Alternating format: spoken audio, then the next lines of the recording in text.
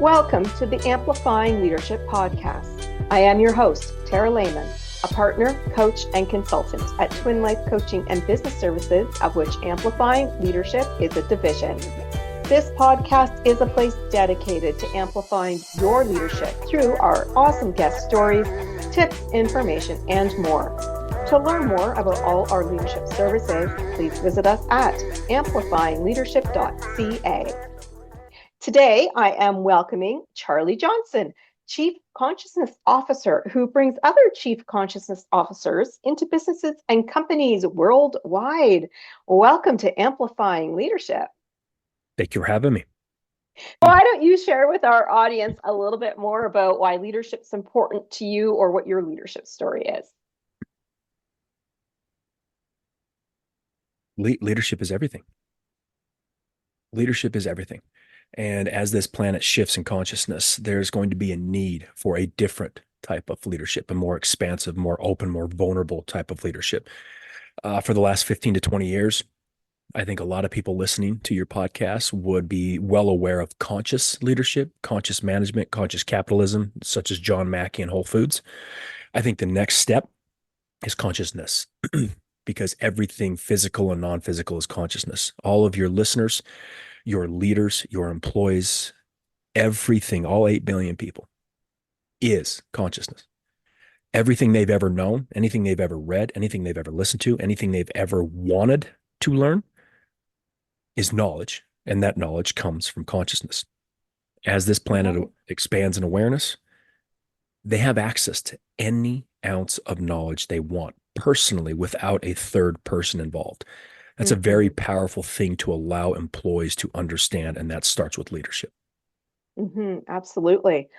Why don't we start by defining a Chief Consciousness Officer? What does that mean for the business leaders out there? Why does it really resonate too? Like, why is it so important? So 30 years ago when technology took over, everyone within the company, all the intelligent people, all the C-suites knew, wow, this is going to be big. Online is going to be big. Websites are going to be big. Technology is going to be big. Does anyone know what to do? No. Oh, we need to go hire chief technology officers. We need to go hire those people that are like over there gaming, coding. No one really was paying attention. Then all of a sudden they became incredibly crucial to the company. And now they're a staple, right? The last frontier for humanity is consciousness. What's going to happen? It's already happening right now. It's always been there, but now more people are becoming aware of it. Consciousness will become the center of humanity. Consciousness technology, how do we expand it? How do we expand awareness? How does business get into it? How do different industries get it? How does the individual get into it? This companies worldwide are going to want someone on staff who understands what consciousness is, the clarity of it, know it at a high level, has a business background. This is not I should have said this right at the beginning. This is not spiritual. This is not religious. This is not spiritual. This is not meditation. This is not part of the wellness program. We've had that for the last 20 years, and look at the world. It's not working out too. Companies have never been more divided and conflicted. This is an individual that is a secret weapon for every employee at all levels of the company, because they're going to allow the individual their own sovereignty to understand what they have access to. All right. So if I am an employee and you're the CCO in this case, what are the expectations I have from you to help me grow, maybe as a leader or as an employee within an organization? Just awareness. I know this is a listen-only podcast, but just for your listeners, basically I've got the blinders on right now. So the vast majority, you could be Harvard grad educated, 170 IQ, and you're coming out, 2 of them. And one of them is a Republican and one of them is a Democrat. And they're at each other's throats, right? That is because of their conditioning, because of their closed awareness. The blinders are on, kind of like a horse. When you expand awareness, you start to see both sides. You start to see different questions, different answers, different solutions, different ways to go about paying your mortgage, different ways to be a better husband, a better wife, a better father, a better employee, a better boss. When we know better, we do better. We can only see within that little tiny perspective that we've all been given. This position expands the awareness so people can just see what's going on. And to that point, just to make it more metaphorically clear, NASA did a study where they followed 2,000 kids At the ages of 4 years old, they were 98% were considered genius. By the time they were adults, it was less than 2%. That's incredible. Yeah. If you don't think that impacts all of us, you're dead wrong. Mm-hmm. So we hear knowledge is power. We hear we need an education. We need the college, this, that. We do. But we've Mm-hmm. got this vast, infinite resource of consciousness when we're a kid and we're open to it all. But then we become Republican. And then we become a Catholic or an atheist. Then this is right. This is wrong. I don't like this. This is what my parents told me. This is what the state of Utah did versus the state of Texas. We just constantly minimize it because our mind's always looking for a box of safety. We think Mm-hmm. we're constricting into a little box of the mind that is divided, right? Mm-hmm. Yep. The Yeah. question, the question is, what's better, heads or tails of the coin? Well, Mm-hmm. logical people say they're the same. Exactly. But we're Yeah. so divided and conflicted with my side being better than your side, and my side's going to win and your side's going to lose. Consciousness allows the individual to slowly, in a sense, subtly go back to that 98% of genius. Because if we're down below 2% after living our lives, being educated, being conditioned, just packed full of bias, no wonder the world's so divided and conflicted. No wonder there's so much chaos. And this is what we've done since the beginning of humanity. So, can we just try something different just to see? Can we bring something into the organization, which is, this is a big word, is neutral? We've never had neutrality in a very polarized world. This individual does not choose sides, is not Mm-hmm. for you, and he's not against you. Imagine the power in allowing people to expand their awareness when they can open up honestly without wondering, are you on my side or are you against me? Neither. I Mm-hmm. just want to help you Yeah. expand your awareness. Oh, that's interesting. I've never had that before. It's interesting you say all that because one thing I tell a lot of my leaders is we've lost our ability to be curious, to Mm-hmm. ask why, to truly understand the other side. And so I always say to them, if someone's telling you something, don't close your mind to what they're saying. Be curious. Ask a Yes. lot of questions and try to understand because our opinions and their opinions can be completely different. And maybe there is something we can do to come together in the middle for, say, a decision we're making, or maybe it's based on budget or whatever, but being curious and asking questions to truly understand each other. So it kind of goes a little bit along with what you're saying as well, is really let's try to understand each other and be okay that we're different because we all are, right? Going to inclusive leadership as So, well. so what you said, 100% right. This position, this different tactic is not a threat to anything that's been going on. It's not a No, threat to no, yeah. HR. It's not a threat to the chief people officer, to the chief happiness officer. It's not a threat to the coaches and the consultants that are doing what you're doing. It's right in, you guys are talking about correct information. Okay. What we're missing though is bringing into the understanding of the level of consciousness of the individual, right? Just that deeper question that says, to your point, be curious, stay open, right? Mm-hmm. Susie and Ed, Susie's got the best solution to a problem, but Susie is a Democrat and Ed's a Republican. So Ed's not really going to take her seriously simply because of that. Now, I know to your listeners that sounds childish and they would never do that. Trust me, you do it continuously without even knowing it. Why else would you choose a side? Why else would you be for them or against them? You even say the coexist stickers. We have the coexist stickers on our bumper. We say to each their own. Let's agree to disagree. Sure, that's fine. I hear that all the time. And both Mm-hmm. sides love their kids and both sides want to leave the planet better than they did, right? They want to make it better for their kids. I hear that from both sides. Then tell me this. Why is the world so divided and conflicted? Why is there so much chaos? Because we're not getting to the root of the issue, which is consciousness. We're messing around with the leaves of the tree. Everyone's saying the same thing. But if we're really pushed into a corner, we're coming out swinging. Just look at the world. This is not about, it's just a deeper question. That's it. It's Mm-hmm. just a deeper question of we've done this since the beginning of humanity. We truly believe one side's going to win, the other side's going to lose. They're going to be okay with it, and we're going to go off into a utopic future. It's just going to get better. Really, I don't see that happening. We've got to go down to the root of the issue, which is consciousness. Consciousness birthed the mind, it birthed division, it birthed Republicans and Democrats, it birthed Catholics and atheists, it births right and wrong, it birthed what's moral for one is not moral for another. So if we go a little bit one step deeper, we start to understand why we have conditioning, why we have bias, why Ed and Susie don't get along, why the heads and Mm-hmm. the tails of the coin are the same. Just a subtle shift in their perception, a subtle shift of just different knowledge with a different answer. Let's just see what Hmm. happens. I could be a complete idiot. This could make things worse. I'm okay with that. But we've never tried this. We've never had that Hmm. deeper question. We've never had neutrality, and we've never brought levels of consciousness into the discussion. I think that shifts everything when we start doing that.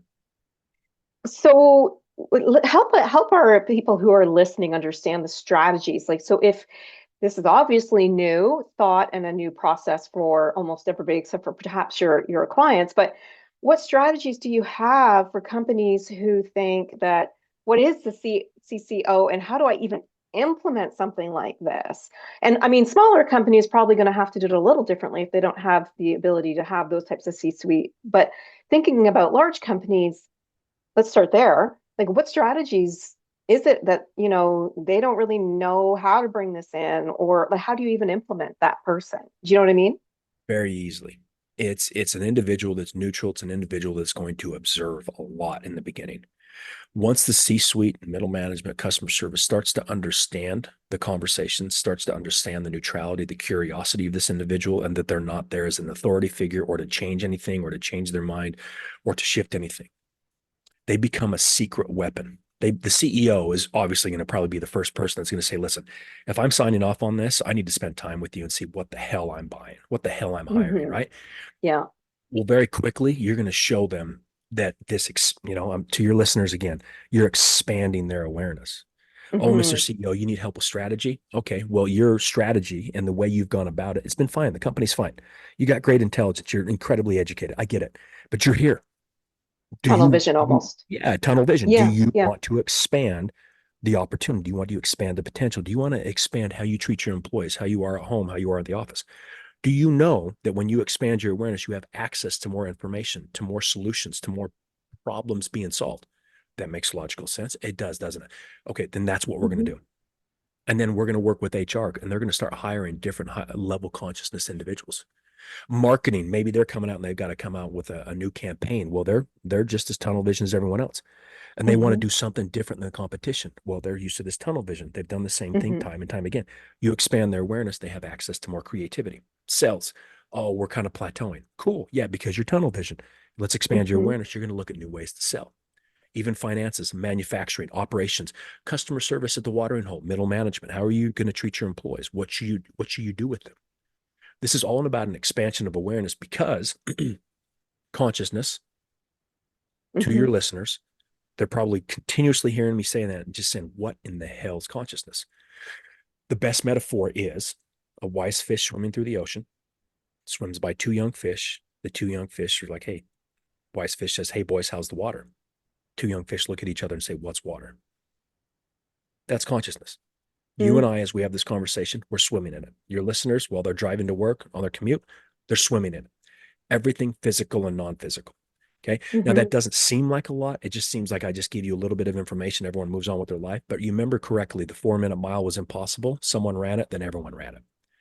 The seed's been Yes. planted to your listeners. Hmm. You have only dealt with the mind. The companies have only dealt with the mind. The mind is a divided tool. That is the tool that created all the issues within the company that needs a coach and a consultant and the burnout and the retention rate. Everything was built, everything was created by the Hmm. intelligence of the mind because the mind's divided. Hmm. Well, then let's go one step deeper. What birthed the mind? What birthed your thoughts? Consciousness did. I'm consciousness. Really? I have access to that? Yes, you do. You are it. You have access to Hmm. the knowledge. You can start to turn the mind into a servant. It doesn't make you a slave. That's where Einstein and all those guys were continuously talking about the same mind that creates a problem, can't solve it. Hmm. This individual, I know it's everyone listening. You ask questions. It seems like I go off on a tangent. I'm not being vague. No, This no. is what this is doing is it's slowly planting the seeds in your listeners as to what consciousness is because it is everything. And even if they don't understand it, once they see what happens when this individual, man or woman, is in their organization, all of a sudden they're a little bit more creative, a little less stressed, a little less burnout. They've got better ideas. Hiring becomes a little bit more simpler. Maybe the teams have a little bit less division and conflict. The CEO comes up with some new strategy for a new industry, and every one of those individuals truly believes it was their idea because it came from them. There will not be enough time in the day for this individual as a CCO to get to everyone who wants time with them. Hmm. Let me ask you a question. A lot of people I work with, we're trying to generate risk plans to help them through certain things. So, for example, a lot of people didn't have any risk planning done for COVID and they ended up closing or whatever, or they lost money. And now with the economy, how I see this working really well with a CCO, the way you're describing, being more creative about if we're looking forward and we want to say, okay, this could be the worst case scenario. Let's plan it. Let's plan so that it's not going to be if it happens. Do you see that kind of working in there somehow? Because I feel like that could be a part of that. Why not? Yeah. Literally anything. We've done 60 podcasts in the past 5 to 6 weeks. No matter, Tara, no matter what you bring up, no matter what question you ask, no matter how you view this and your conditioning and how you think this position would work with inside a company, the answer, yes. Yes. Got it. Everything is consciousness. And if Yeah. it's a crisis manager, if it's a CEO or someone in the organization like a COO, the operations that needs to Hmm. figure this stuff out, everyone, the same thing. Your listeners again. If I'm here, if I've got the blinders on and all I see is what's within these tiny little perception of my mind, and I could have a 170 IQ, Harvard grad, doesn't matter. Hmm. If you expand that, you have access to different answers, different solutions in a time of crisis. You're going to view it with kind of like a release valve.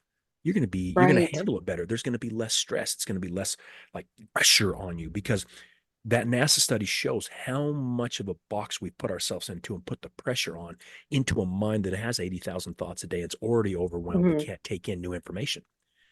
This position, understanding consciousness, you expand the box of the mind. It's like a release valve. And Hmm. you know as well as I do, when we're less stressed, do we not handle crisis better? Oh, much better when you're not Yes, stressed or worried or exactly. fearful. Yeah, absolutely. This position would help with that. How how can leaders almost, I'm not going to say model a CCO behavior, well, maybe model it, but also learn from that position so that they can start helping their employees? Like, what are some of those? We just talk about ideas and stuff, but maybe there's something more specific that you can share as an example. But how does it actually help our teams that we have a CCO and it's kind of being now seen? Well, so the only difference between a CCO and a CEO is the level of awareness. Okay. So when this position starts to really work with the CEO and the CEO and the C-suite starts to really understand what's happening, they're going to start moving in the direction of the expanded awareness of the CCO. And it's permanent. Hmm. This information cannot be unseen, unheard, or unknown. So when their awareness expands, it doesn't retract. So that So, individual now mhm. has an expanded awareness. When they see more, they have more solutions. They're going to treat their employees better. They're going to be less divided and conflicted. Yeah. These individuals are going to start moving in the direction of the CCO. So they're always going to be continuously better than they were than the CCO before them. Always. It's just Yeah. natural. That's just natural evolution. It's going to be like consciousness raising on this planet. It's like 11-year-old turning 12. There's just this. I didn't need a coach. I didn't need a teacher. No one needed to help me. I just turned 12. Hmm. So when you really start to understand consciousness, expand awareness, what this position does, everyone within the organization that utilizes that position, they just start naturally turning 12 and 13. They used to believe in Santa Claus. Now they know it's their mom and they're okay with it. Just a Hmm. slow expansion of evolution. So I have a curious question because we I'm sure you come across this and I'm sure it happens. If we were to introduce this into some organizations, it's going to be like the first thing we explain it, they kind of sort of understand it, and they're going to hold back. Mm-hmm. Maybe it's they're worried about the money, maybe it's something else. What is the why behind this position? Now, I know you've explained various things, right? Can help us be more creative, etc. But how can we encourage our leaders out there to believe in having this position as a key piece? Because I see it as a key piece to organizational culture, growth, even bringing all the inclusive leadership in to just having great innovation in a company. So I take a little bit different angle with this. Sure. We've had 20 years of wellness programs, Hmm. meditation, yoga, mindfulness within small, medium, and large companies. It's a pretty big staple in most companies, right? Right. How's the world looking? How's your business looking? The burnout, the retention rate through the roof. The stress through the roof, the gap between executives and employees through the roof.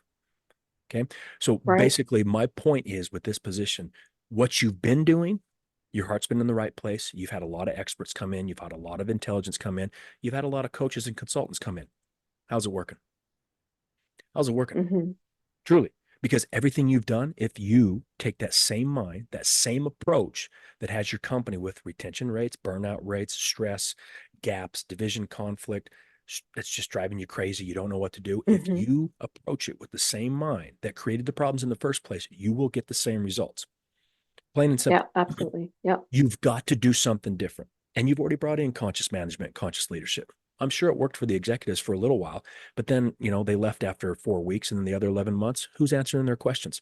Does it bleed Yes. down to the employees? I don't think it does, because I'm looking at the companies, I'm looking at business, I'm looking at the world. I know everyone's heart's in the right place, but what they've been missing is the level of consciousness. What they've been missing with wellness programs is, here in the West, we got a lot of Baptists and Catholics and atheists. As soon as they were told to meditate, they thought it was Buddhist. They're immediately turned off by it. Hmm. Right? Well, someone's got to understand that. Someone's got to Right. understand. Someone's got to bridge that gap. Right. Biggest Okay. bridge in the organization will be the CCO, because they can talk to anyone at any time, at any level, and anything they want to talk about, because they're neutral. They understand business. They understand spirituality. They understand why there's a mental health crisis on this Right. planet. Yeah. They can Okay. talk about anything because they're seeing the whole picture. These companies can go off and get a coach and a consultant that will see a sliver of it. They can go Right. hire Mm-hmm. another position that can see a sliver of it, and they can silo themselves off, and they can make up some other program that the employees see through, because the bullshit meters of the employees is skyrocketing right now. Their clarity's Mm-hmm. coming up, so they know why companies are doing it. All I'm asking is, it's not working.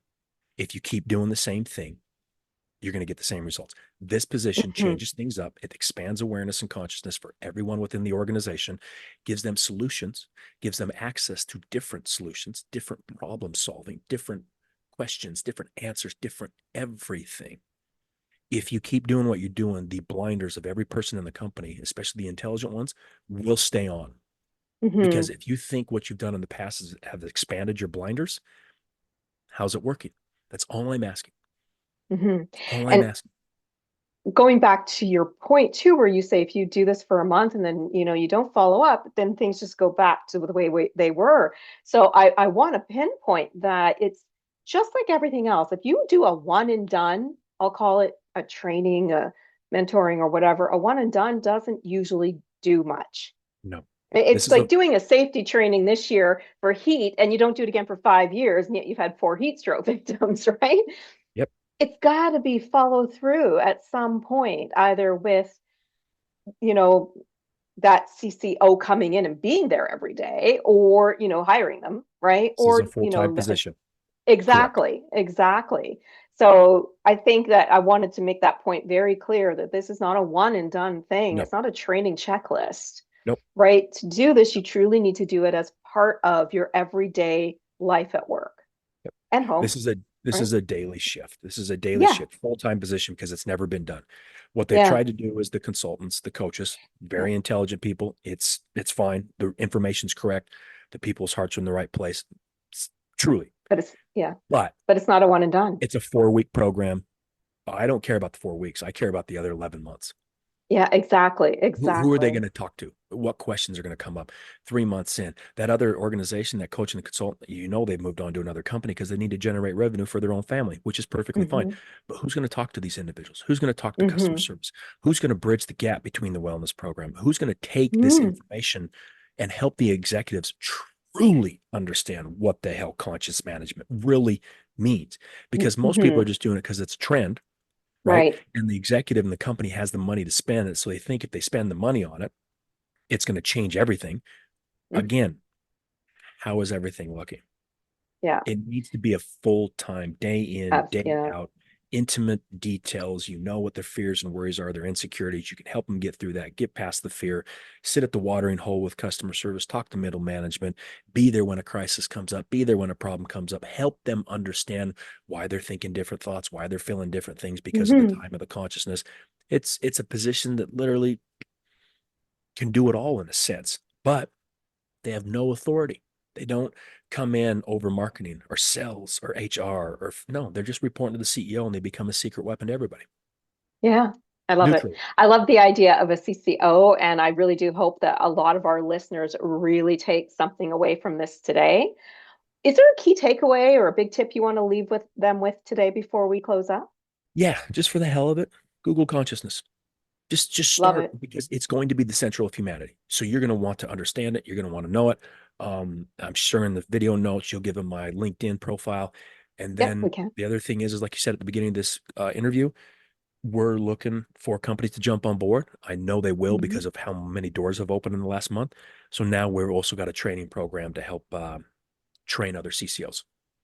Excellent.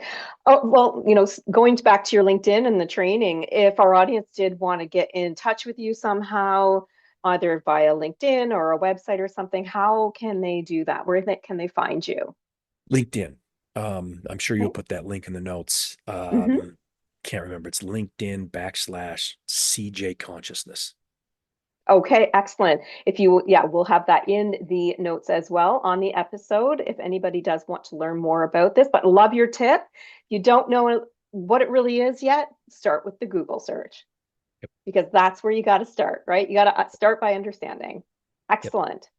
Thank you so much for bringing such an interesting topic to Amplifying Leadership today. Thank you. Thank you for having me. A thank you to our audience, of course. We do hope you gained some valuable insights into this from today's conversation with Charley. If you enjoyed this episode, be sure to leave us a great rating. This helps us and our guests like Charley reach even more leaders with helpful stories, tips, advice, and more. We love helping other leaders grow as well and thrive. For more information about all of the Amplifying Leadership services, please visit us anytime at amplifyingleadership.ca, a division of Twin Life Coaching and Business Services. And before you go, don't forget to grab this quarter's free leadership resource, Your Guide as a New Leader. It is designed to support your new leaders in their first few weeks to build credibility, gain trust, and set a strong foundation for leadership. The link will also be in the episode summary. Until next time, remember, leadership matters.